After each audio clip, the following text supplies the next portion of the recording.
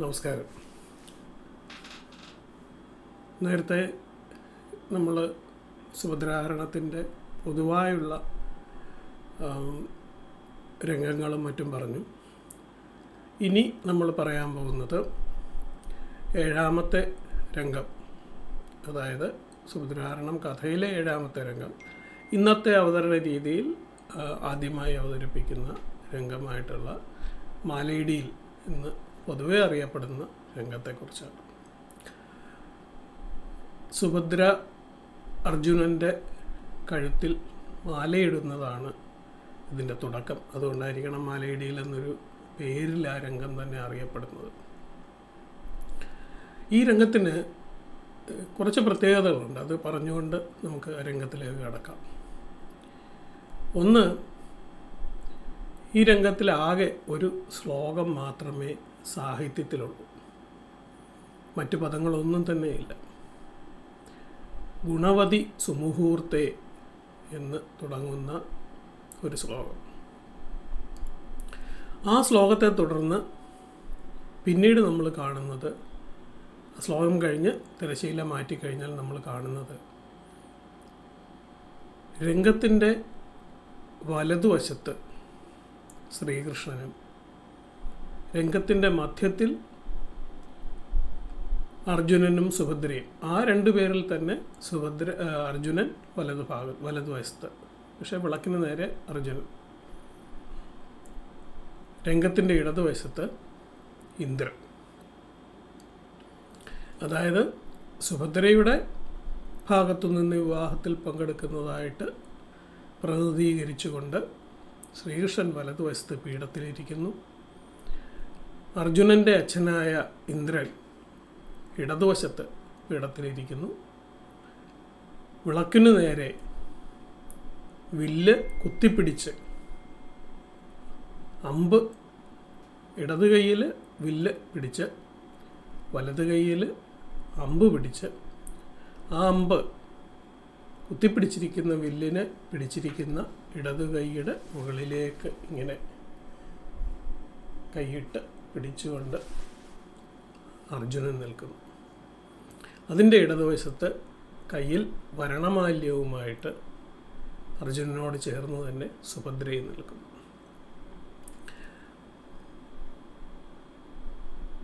പതിഞ്ഞ തിരനോക്കിനൊക്കെ ഉള്ളതുപോലെ മേലാപ്പ് ഈ രംഗത്തിൻ്റെ മുഴുവൻ സമയവും പിടിച്ചിട്ടുണ്ടാവും. അതുപോലെ തന്നെ അർജുനനെ ആലവട്ടവും പിടിച്ചുകൊണ്ടാണ് ഈ രംഗം അവതരിപ്പിക്കുന്നത്. മേളത്തിൻ്റെ ഭാഗം എടുത്തു കഴിഞ്ഞാൽ ഈ രംഗം മുഴുവൻ തന്നെ ചെണ്ടയുടെ വലന്തലയാണ് ഉപയോഗിക്കുന്നത്. നമ്മൾ സാധാരണ കേൾക്കുന്നത് ചെണ്ടയുടെ ഇടന്തലയാണ്. ഇടന്തലയിലാണ് സാധാരണ കഥകളിക്ക് കൊട്ടുന്നത്. ചെണ്ടയുടെ വലംതല മേളമാണ് ഈ രംഗത്തിൽ മുഴുവനായും തന്നെ. ഏതാണ്ട് 20 മിനിറ്റോളം ഉണ്ട് ഈ രംഗം. കയറിയും കുറഞ്ഞും ഇരിക്കും, എങ്കിലും ഏകദേശം 20 മിനിറ്റോളം ഉണ്ട്. ഈ 20 മിനിറ്റും മംഗളവാദ്യമായ മദ്ദളവും ചെണ്ടയുടെ വലന്തലയും. ചെണ്ടയുടെ വലന്തല ദൈവീകമായ കാര്യങ്ങൾക്ക്, അല്ലെങ്കിൽ ദൈവങ്ങൾ പ്രത്യക്ഷപ്പെടുമ്പോൾ, ദൈവങ്ങളുടെ ഭാഷണ സമയത്ത് ഒക്കെ വലന്തലയാണ് ഉപയോഗിക്കുന്നത്. ഇവിടെ ഇന്ദ്രനടക്കം ദേവന്മാരെല്ലാവരും അവിടെ സന്നിഹിതരാണ് എന്നുള്ളത് കൊണ്ടും ഒരു മംഗളകർമ്മം നടക്കുന്നത് കൊണ്ടും ചെണ്ടയുടെ വലന്തലയാണ്. മുമ്പൊക്കെ സാധാരണ നമ്മൾ കാണുന്നത് പോലെ ചെണ്ട സാധാരണ പോലെ തന്നെ ഇട്ടിട്ട് ഒന്ന് തിരിച്ച് ചെണ്ടയുടെ വലന്തലയിൽ കൊട്ടുന്നതായിരുന്നു രീതിയെങ്കിൽ കഴിഞ്ഞ കുറേ നാളുകളായിട്ട്, ഏതാണ്ട് എനിക്ക് തോന്നുന്നു 2-3 ദശാബ്ദങ്ങളായിട്ട് തന്നെ ചെണ്ട തിരിച്ച് വലന്തല മുകളിൽ വരുന്ന രീതിയിൽ തോളിലിട്ടുകൊണ്ട് 2 കോലും കൊണ്ട് ചെണ്ടയുടെ വലന്തലയിൽ കൊട്ടുന്നതാണ് നമ്മൾ കാണുന്നത്. അതിൻ്റെ ഒരു മേള പദ്ധതി പ്രത്യേകം തന്നെ രൂപപ്പെടുത്തിയെടുക്കുന്ന ഒരു മേള പദ്ധതിയാണ്. ഇതിനോടൊപ്പം ശംഖും ചേങ്ങിലയും ഇലത്താളവും. അപ്പോൾ അങ്ങനെ ഒരു കൊഴുത്ത അരങ്ങ്, ദൃശ്യ ശ്രവ്യ പ്രത്യേകതകളുള്ള ഒരു അരങ്ങാണ് ഈ മാലയിടയിൽ. അങ്ങനെ ആണ് ആ ഒരു രംഗം തുടങ്ങുന്നത്. തിരശ്ശീല താഴ്ത്തിപ്പിടിക്കുകയോ അല്ലെങ്കിൽ താഴെ വെക്കുകയോ ആണ് ചെയ്യുന്നത്, മാറ്റാറില്ല. രംഗം തുടങ്ങുമ്പോൾ തിരശ്ശീല ഗണപതി സുമുഹൂർത്തേ എന്നുള്ള ശ്ലോകം ചൊല്ലിക്കഴിഞ്ഞാൽ അത് തിരശ്ശീല താഴ്ത്തിപ്പിടിക്കുകയോ അല്ലെങ്കിൽ ഇപ്പോൾ ഒക്കെ തിരശ്ശീല അവിടെ വെച്ച് മാറുകയോ ആണ് ചെയ്യുന്നത്. ഇതിൽ ശ്രദ്ധിക്കേണ്ട ഒരു കാര്യം, സത്യത്തിൽ ഇന്ദ്രൻ അർജുനൻ്റെ അച്ഛൻ എന്ന നിലയിൽ വലതുവശത്ത് മാന്യസ്ഥാനത്ത് വരേണ്ട ആളാണ്. ശ്രീകൃഷ്ണൻ അത് കഴിഞ്ഞാൽ വലതുവശത്താണ് ഇന്ദ്രൻ വരേണ്ടത്. പക്ഷേ ഈ രംഗത്തിൻ്റെ ഒരു ദൃശ്യ തികവിന് വേണ്ടി, ഒരു സിമട്രി സൃഷ്ടിക്കാൻ വേണ്ടി ഇന്ദ്രനെ ഇടതുവശത്താണ് ഇരുത്തിയിരിക്കുന്നത്. അപ്പം നമ്മൾ മുമ്പിൽ നിന്ന് നോക്കിക്കഴിഞ്ഞാൽ രംഗത്തിൻ്റെ രണ്ട് വശത്തും രണ്ട് വേഷങ്ങൾ, നടുക്ക് രണ്ട് വേഷങ്ങൾ. ആലവട്ടം അർജുനന് പിടിച്ചിരിക്കുന്നു, മേലാപ്പ് പിടിച്ചിരിക്കുന്നു. പിന്നെ സാധാരണ ഇപ്പോൾ രണ്ട് ചെണ്ട രണ്ട് മദ്ദളമാണ്. അതിൽ ചെണ്ട വലന്തല മേളമാണ് മുഴുവൻ സമയവും. മദ്ദളം അല്ലെങ്കിൽ തന്നെ മംഗളവാദ്യമാണ്. മനോഹരമായിട്ടുള്ള മേളമാണ്. അതിനോടൊപ്പം ശംഖും. മനോഹരമായിട്ടുള്ള ഒരു മേള പദ്ധതിയാണ് ആ ഭാഗത്തുള്ളത്. അപ്പോൾ ഈ രംഗം കാണുമ്പോൾ ശ്രദ്ധിക്കേണ്ട ഒരു പ്രധാന കാര്യം ഈ ഒരു മേള പദ്ധതിയുടെയും ഈ ഒരു ദൃശ്യ ഭംഗിയുടെയും ആ ഒരു മികവ് തന്നെയാണ്. മറ്റൊന്നിവിടെ എടുത്ത് പറയേണ്ട ഒരു കാര്യം, ഒരിക്കലും ഒരു വിദേശ സുഹൃത്ത് ഈ സുദ്രാരണം ആദ്യത്തെ രംഗം മാലയിടയിൽ കണ്ടു കഴിഞ്ഞിട്ട് കുറച്ച് കഥകളി കണ്ടിട്ടുള്ള ആളാണ്, കുറച്ചൊക്കെ പഠിച്ചിട്ടുള്ള ആളാണ്. അദ്ദേഹം പറഞ്ഞൊരു കാര്യം, ലോകത്ത് മറ്റൊരു കലയ്ക്കും ഒരുപക്ഷെ ഇത് സാധ്യമല്ല. അതായത് യാതൊരു വിധത്തിലുള്ള സാഹിത്യമോ യാതൊരു വിധത്തിലുള്ള ആംഗികാഭിനയവും ഇല്ലാതെ 20 മിനിറ്റോളം കാണികളെ ഇത്ര ശ്രദ്ധയോടുകൂടി പിടിച്ചിരുത്തി ഒരനുഭവം ഉണ്ടാക്കാൻ കഴിയുന്നത്. അതായത് ഒരാശയവും അവിടെ മുദ്രകളിലൂടെയോ സാഹിത്യത്തിലൂടെയോ കമ്മ്യൂണിക്കേറ്റ് ചെയ്യുന്നില്ല. കേവലം അല്ലാതെയുള്ള പ്രവർത്തികളിലൂടെ മാത്രമാണ് കമ്മ്യൂണിക്കേറ്റ് ചെയ്യുന്നത്. മനോഹരമായിട്ടുള്ള ഒരു അനുഭവമാണ്. ഇതിൽ ഈ സിമട്രി ഇവിടെ മാത്രമല്ല, അത് ഞാൻ അടുത്ത ഭാഗത്ത് അതിൻ്റെ ചടങ്ങുകൾ പറഞ്ഞു പോകുന്ന സമയത്ത് പറയാം. അപ്പോൾ തിരശ്ശീല മാറ്റുമ്പോൾ ഇതിങ്ങനെയാണ് നമ്മൾ കാണുന്നത്. അങ്ങനെ കാണുന്ന സമയത്ത് സാധാരണ നമ്മൾ കേൾക്കുന്നത് പോലെയുള്ള മേളമാണ്. മേളത്തോടൊപ്പം ഈ ഗുണവതി സുമുഹൂർത്തേ എന്നുള്ള ശ്ലോകം കഴിഞ്ഞ് തിരശ്ശീല വെച്ച് മാറുകയോ അല്ലെങ്കിൽ താഴ്ത്തിപ്പിടിക്കുകയോ ചെയ്തു കഴിഞ്ഞാൽ സുഭദ്ര പതിയെ ലജ്ജയോടുകൂടി അർജുനൻ്റെ കഴുത്തിലേക്ക് ഈ വരണമാല്യം അണിയിക്കുന്നതാണ് ആദ്യം. ആ സമയത്ത് ഞാൻ നേരത്തെ പറഞ്ഞതുപോലെ അർജുനൻ ആലവട്ടം പിടിച്ചിരിക്കണം. ചെണ്ടയുടെ വലന്തലയാണ്. അർജുനൻ ലജ്ജയോടുകൂടി ആ മാല കഴുത്തിൽ വീഴുന്ന ഭാഗത്ത് നിൽക്കുന്നു. വില്ല് കുത്തിപ്പിടിച്ച്, വില്ല് പിടിച്ചിരിക്കുന്ന കൈയല്ലാതെ മറ്റേ കൈയിൽ അമ്പ് പിടിച്ച് ആ കൈയ്യ് വില്ല് കുത്തിപ്പിടിച്ചിരിക്കുന്ന കൈയുടെ മണിബന്ധത്തിലൂടെ ഇങ്ങനെ ഇട്ട് ആ ഒരു രീതിയിലാണ് നിൽക്കുന്നത്.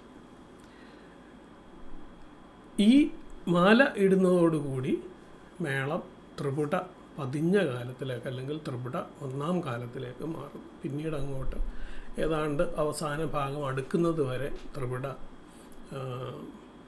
ഒന്നാം കാലത്തിലാണ്. അത് കുറച്ചുകൂടി മേളത്തെക്കുറിച്ച് മനസ്സിലാക്കുമ്പോൾ ത്രിപുട എന്താണ് അതിൻ്റെ പ്രത്യേകത എന്നുള്ളത് മനസ്സിലാവും. ഏതായാലും ത്രിപുട ഒന്നാം കാലത്തിലാണ്. പിന്നീട് നമ്മൾ കാണുന്നത് അർജുനൻ മെല്ലെ കടക്കണ്ണുകൊണ്ട് സുഭദ്രയെ നോക്കി കഴുത്തിളക്കി ലജ്ജ നടിച്ച് പിന്നീട് കുറച്ച് നേരം അങ്ങനെ നോക്കി നിന്ന ശേഷം പിന്നീട് തിരിച്ച് വീണ്ടും പൂർവ്വസ്ഥിതിയിലായി മുന്നിലേക്ക് നോക്കി. അങ്ങനെ 2 തവണയെന്നാണ് എൻ്റെ ഓർമ്മ. 2 തവണ കഴിഞ്ഞിട്ട് മൂന്നാമത്തെ തവണത്തെ നോട്ടത്തോടുകൂടി പതിയെ തൻ്റെ വലത് കൈയിലിരിക്കുന്ന വില്ല് കൂടി ഇടത് കൈയിലേക്ക് മാറ്റി പിടിച്ചിട്ട് വലത് കൈ കൊണ്ട് സുഭദ്രയുടെ ഇടം കൈ പിടിച്ച് വളരെ പതുക്കെ തൻ്റെ നെഞ്ചോട് ചേർത്ത് വെച്ച് സുഖദൃഷ്ടിയിൽ അല്പനേരം നിന്ന് പിന്നെ പതിയെ ആ കൈ വീണ്ടും വിടുവിച്ച് പഴയ പോലെ തന്നെ അമ്പ് വലത് കൈയിലേക്ക് മാറ്റി പഴയ പോലെ തന്നെ നിൽക്കുന്നു. അതിനുശേഷം ഇടതുഭാഗത്ത് മുകളിലേക്ക് നോക്കിയിട്ട് മുകളിൽ നിന്ന് വലതുവശത്തേക്ക് ഇങ്ങനെ ഒരു നമ്മളിങ്ങനെ എന്താ പറയുക, ഹൊറൈസണിൽ നോക്കുന്നത് പോലെ ഇങ്ങനെ കണ്ടിന്യൂസ് ആയിട്ട്, സാധാരണ നമ്മൾ കാണുന്നത് ഇങ്ങനെ കഥകളിയിൽ നോക്കുമ്പോൾ ഇങ്ങനെ വിട്ട് വിട്ട് വിട്ട് നോക്കുന്നതാണ്. ഈ ഭാഗത്ത് ഞാൻ പൊതുവെ കാണുന്നത് വെച്ചാൽ അല്ലാതെയും കണ്ടിട്ടുണ്ട്, ഇങ്ങനെ വളരെ കണ്ടിന്യൂസ് ആയിട്ട് ആ ഹൊറൈസണിൽ കൂടി ഇടതു ഭാഗത്തു നിന്ന് വലതു ഭാഗത്തേക്ക് ആകാശത്ത് തൻ്റെ വിവാഹം കാണാൻ വന്ന് നിൽക്കുന്നവരെ എല്ലാവരെയും നോക്കി വലതുവശത്തെത്തി വലതുവശത്തിരിക്കുന്ന ശ്രീകൃഷ്ണനെ കണ്ട് വിനയവും ഭക്തിയും അതോടൊപ്പം തന്നെ താൻ ഇങ്ങനെയൊക്കെ ചെയ്തല്ലോ എന്നുള്ള ചെറിയ ലജ്ജയോടും കൂടി ആ ജാള്യതയോടുകൂടി ശ്രീകൃഷ്ണനെ നോക്കി. അതിനുശേഷം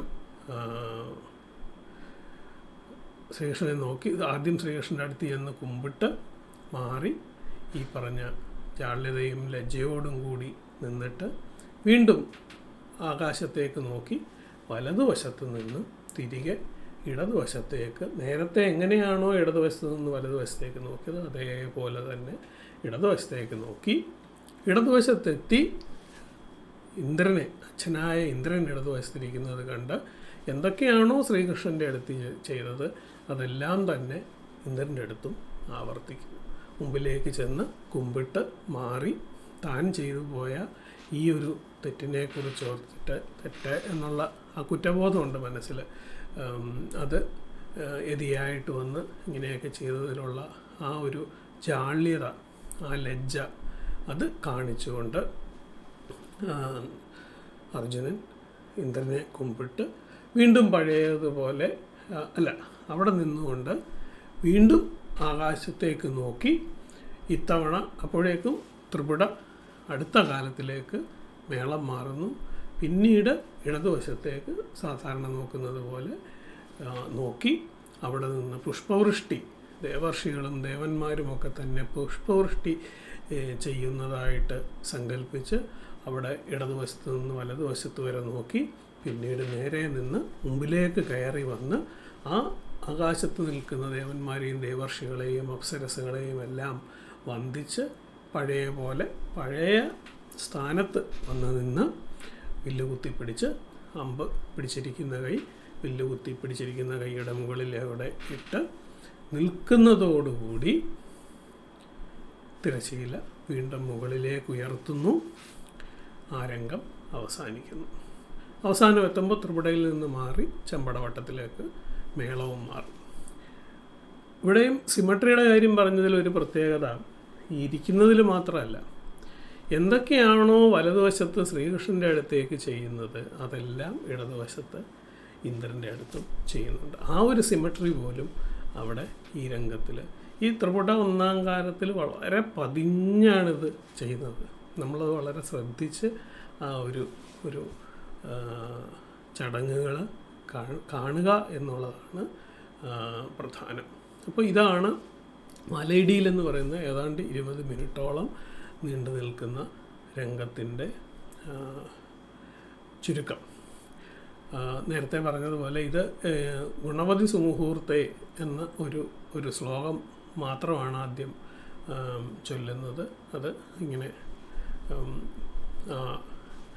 സുമുഹൂർത്തത്തിൽ അവരുടെ വിവാഹം നടന്നു എന്നുള്ളത് സൂചിപ്പിക്കുന്ന ഒരു ശ്ലോകമാണത്. ആ ശ്ലോകത്തിനൊരു പ്രത്യേകത എന്തെന്ന് വെച്ച് കഴിഞ്ഞാൽ, തനി കേരളീയമായ ഒരു രാഗത്തിലാണ് ആ ശ്ലോകം ചൊല്ലുന്നത്. ഇന്തളം എന്ന് പറയുന്ന രാഗത്തിലാണ്. മറ്റ് അങ്ങനെ തനി കേരളീയമായ കുറച്ച് രാഗങ്ങൾ കൂടെ ഉണ്ട്. കാനക്കുറിഞ്ഞി, ഇന്തളം, ഖണ്ഡാരം, പാടി, ഇതൊക്കെ തനി കേരളീയമായ രാഗങ്ങളാണ്. അതിലൊന്നാണ് ഇന്തളം. അപ്പോൾ അങ്ങനെ ഇന്തളം രാഗത്തിലാണ് ആ ശ്ലോകം. ഒരു പ്രത്യേകതയുള്ള ഒരു അന്തരീക്ഷമാണ് ഈ ശ്ലോകത്തിൻ്റെ, ഈ രാഗത്തിൻ്റെ ഒരു പ്രത്യേകത, പിന്നെ ആ അരങ്ങിൻ്റെ ഒരു പ്രത്യേകത, ആ മേളത്തിൻ്റെ പ്രത്യേകത, ഇതെല്ലാം കൊണ്ട് ഒരു അലൗകികമായ ഒരു അനുഭവം സൃഷ്ടിക്കുന്ന ഒരു രംഗമാണ്. കഥകളിയിൽ ഒരു പക്ഷേ ദൃശ്യ ഭംഗി ഏറ്റവും കൂടുതലുള്ള രംഗങ്ങളിൽ ഒന്നായിരിക്കും, അല്ലെങ്കിൽ ദൃശ്യ തികവ്, അല്ലെങ്കിൽ ആ ഒരു തികവെന്ന് തന്നെ പറയുന്നത്. പക്ഷേ തികവുള്ള ഒരു അരങ്ങാണ്. ഫോട്ടോഗ്രാഫർമാർക്ക് വളരെ ഇഷ്ടമുള്ള ഒരു രംഗം കൂടിയാണിത്. ഏതായാലും അതാണ് ആദ്യത്തെ ഭാഗം. മലയിടിയിൽ അതോടുകൂടി കഴിയുന്നു. അടുത്ത ബാക്കി ഭാഗങ്ങൾ അടുത്ത ഒരു വീഡിയോയിൽ ചെയ്യാം. നമസ്കാരം.